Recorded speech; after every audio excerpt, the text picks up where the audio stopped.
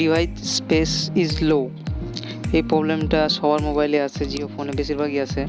তো এটা সলভ করার সবথেকে সহজ নিয়ম হলো, দেখুন এই প্রবলেমটা যেটার কথা বলছিলাম, তো এটা সবথেকে সহজ উপায় হলো, প্রথমে ফোনটাকে খুলতে হবে, চালু অবস্থায় খুলতে হবে তার ব্যাটারিটাকে প্রথমে আমরা খুলে নেব। ফোনটা যাতে চালু থাকে সেই অবস্থাতে ব্যাটারিটাকে খুলতে হবে। তো ব্যাটারিটাকে রিমুভ করব।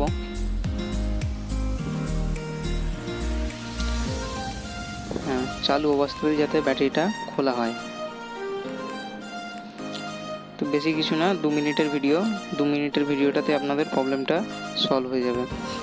তো ব্যাটারিটাকে খুলে নেওয়ার প্রসেসটা দেখে নাও। ব্যাটারিটাকে খুলে নেওয়ার পর আবার লাগিয়ে দিতে হবে যেমন করে ছিল সেরকম।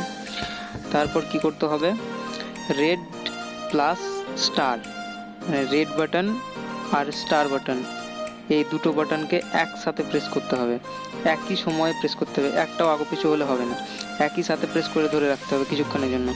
তারপর ছেড়ে দিতে হবে। তারপর ছেড়ে দেওয়ার পর কিছুক্ষণ পর একটা অপশন আসবে, এই অপশনটা আসবে। এই অপশনটা আসার পর কি করতে হবে, তোমাদের নিচের দিকে আসতে হবে, যে এই নিচের বাটনটা প্রেস করে নিচে আসতে হবে। সেখানে লেখা থাকবে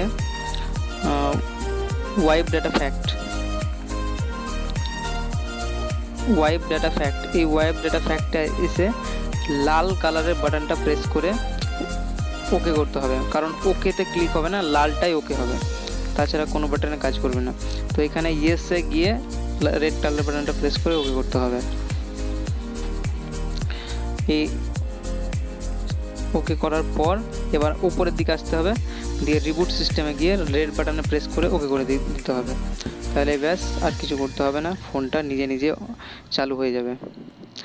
তো এটা ছিল প্রসেস, যে ডিভাইস স্টোরেজ ইজ লো, এইটা কী করে ঠিক করা যায়। তো এই ভিডিওটা দেখার পর যদি ভালো লাগে তো প্লিজ ভিডিওটাতে একটা লাইক দিয়ে যাবে অবশ্যই, এবং চ্যানেলটিকে সাবস্ক্রাইব করবে যাতে আমি পরবর্তী ভিডিও ছাড়লে তোমরা সহজে ভিডিওটি পেয়ে যাও। Thanks for watching my videos. Jio phone সম্বন্ধে যদি আরও কোনো সমস্যা থাকে তো তোমরা নিচে কমেন্ট করে জানাও, আমি ভিডিও বানিয়ে দেবো তোমাদের জন্য। এমনকি আরও যদি অন্য কোনো মোবাইলে প্রবলেম থাকে সেটাও জানাতে পারো, আমি সেই ভিডিওটা তোমাদের জন্য আপলোড করে দেবো।